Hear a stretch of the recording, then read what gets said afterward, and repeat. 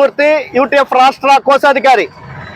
ఆంధ్రప్రదేశ్ ఐక్య ఉపాధ్యాయ ఫెడరేషన్ ఆధ్వర్యంలో ఈ రాష్ట్ర ఉద్యోగ ఉపాధ్యాయులకు రాష్ట్ర ప్రభుత్వం దాచుకున్నటువంటి సొమ్ముల్ని తన అవసరాల కోసం వాడుకుని మా అవసరాలకి ఇమ్మని చెప్పి అడుగుతూ ఉంటే ఇవ్వడం లేదు.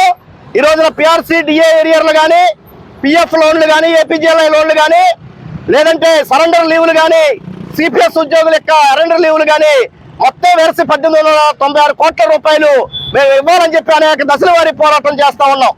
ఈ రోజున మేము ప్రజాప్రతినిధులకు మెమోరాండాలు ఇచ్చాం. డివిజన్ కేంద్రంలో 6 గంటల ధర్నా చేశాం. జిల్లా కేంద్రంలో 12 గంటల ధర్నా చేశాం. ఈ రోజున మొన్న 9, 10 తారీఖుల్లో విజయవాడలో 36 గంటల శాంతియుతమైనటువంటి ధర్నా నిర్వహించాలని చెప్పి రాష్ట్ర కమిటీ పిలుపు మేరకు మేము విజయవాడ వెళ్తే వేలాది మంది ఉపాధ్యాయుల్ని ఈ రాష్ట్ర ప్రభుత్వం ఉక్కు పాదంతో పోలీసు జులాన్ని ఉపయోగించి అక్రమంగా అరెస్టులు చేసింది.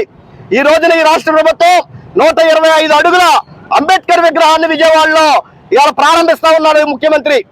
ఈ రోజున అంబేద్కర్ విగ్రహాన్ని ప్రారంభించడాన్ని మేము ఆంధ్రప్రదేశ్ ఐక్య ఉపాధ్యాయ ఫెడరేషన్ గా స్వాగతిస్తా ఉన్నాం. అదే సందర్భంలో అంబేద్కర్ రాసినటువంటి రాజ్యాంగాన్ని కూడా ఆంధ్రప్రదేశ్ లో అమలు చేయాలని చెప్పి రాష్ట్ర ప్రభుత్వం డిమాండ్ చేస్తా ఉన్నాం. రాజ్యాంగం ఈ రాష్ట్ర ఉద్యోగ ఉపాధ్యాయులకు కానీ, కార్మికులకు కానీ ఇచ్చినటువంటి రైట్, నిరసన తెలియజేసే రైట్, వాళ్ళ అవసరాల కోసం పోరాటం చేసే రైట్ డాక్టర్ బిఆర్ అంబేద్కర్ రాసినటువంటి రాజ్యాంగం కల్పిస్తే అటువంటి నిరసన తెలియజేసే రైతును గాని, ధర్నా చేసే రైతును గాని ఈ 5 సంవత్సరాల కాలంలో ఈ రాష్ట్ర ప్రభుత్వం నిర్వహించకుండా పోలీసులను ఉపయోగించి ఉక్కుపాదంతో అణిచేసింది. రాజ్యాంగాన్ని అమలు చేయనటువంటి నువ్వు అంబేద్కర్ విగ్రహాన్ని ఆవిష్కరించే రైట్ నీకు లేదు.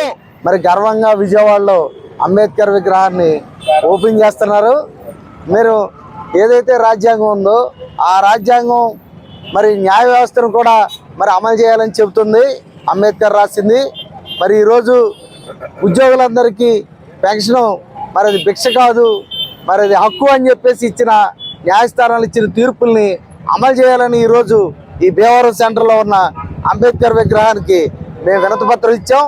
అదే కాకుండా మాకు కనీస మరి ప్రతి నెల 1వ తారీఖు జీతాలు ఇవ్వాలని చెప్పేసి, మేము దాచుకున్న డబ్బులు మాకు చెల్లించాలని చెప్పేసి డిమాండ్స్తో దశల వారీ పోరాటాలు చేస్తున్నాం. దశల వారీ పోరాటంలో భాగంగా ఈరోజు డివిజన్ వైడ్ నిరసన కార్యక్రమం చేపట్టాం.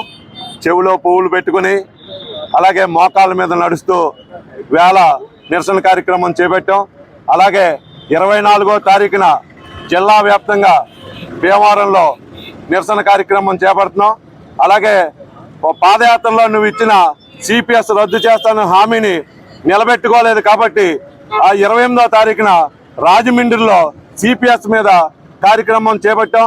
అలాగే ఇంకా ఈ పెండింగ్ సమస్య తీరకపోతే 31 నుంచి 3వ తారీఖు వరకు రిలే నిరాహార దీక్షలో భీమవరంలోనే చేస్తామని తెలియజేస్తూ ఈ పోరాటం మీ ఆర్థిక బకాయిలన్నీ చెల్లించే వరకు మా పోరాటం ఎలా కొనసాగుతుందని తెలియజేస్తాం. మరిన్ని వీడియోస్ కోసం ఛానల్ ని సబ్స్క్రైబ్ చేయండి. లేటెస్ట్ అప్డేట్స్ కోసం వాట్సాప్ ఛానల్ ని ఫాలో చేయండి.